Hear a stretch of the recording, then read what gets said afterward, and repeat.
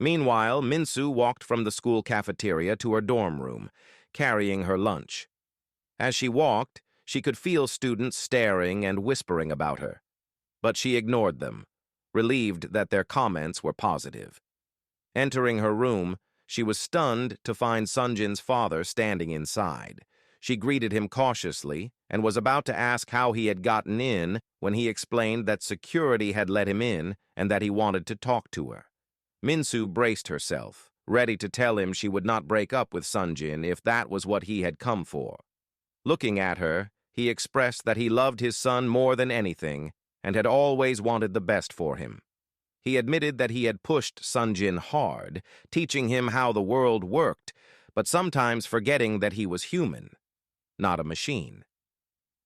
He then asked if she truly loved Sunjin as she claimed. Minsu nodded firmly, assuring him that she loved Sunjin and would do anything for him.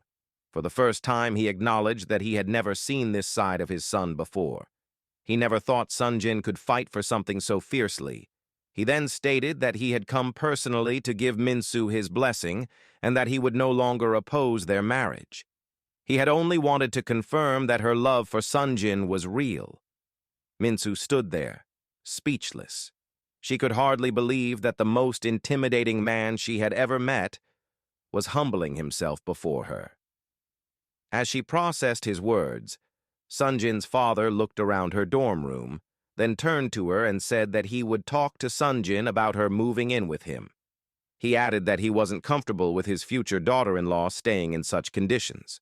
With that, he walked out, leaving Minsu in stunned silence. She had never expected this to happen. That night, Woobin worked late and was walking to his car when Yuna appeared, holding a cake. She told him that she had gone to his place but knew she would find him there. She wanted to congratulate and celebrate with him for starting his new role as CEO. Woobin stood there, looking at her as she smiled at him. He told her he didn't want to celebrate.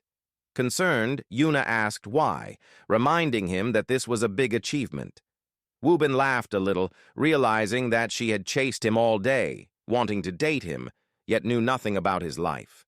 Looking at her, he told her to celebrate with her brother, adding that he would have his own kind of celebration. Upset, Yuna explained that Sunjin had just moved in with Minsu, and she didn't want to disturb their privacy.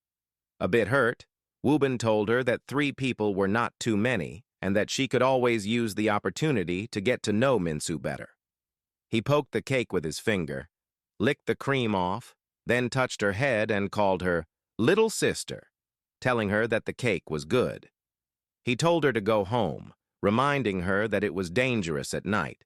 With that, he drove off, leaving Yuna standing there holding the cake. The thought of how much effort she had put into baking it made her even more upset.